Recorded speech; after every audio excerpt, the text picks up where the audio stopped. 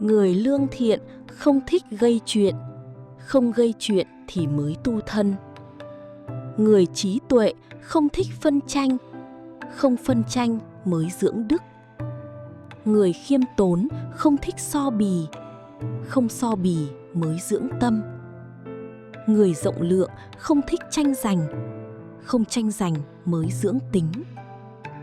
Người khác đối xử với tôi thế nào là nhân quả của họ.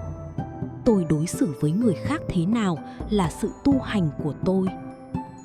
Đời người mênh mang, băng qua muôn núi ngàn sông, sau cùng cũng chỉ vậy mà thôi. Nhân quả ai người nấy gánh, tu hành ai người nấy an.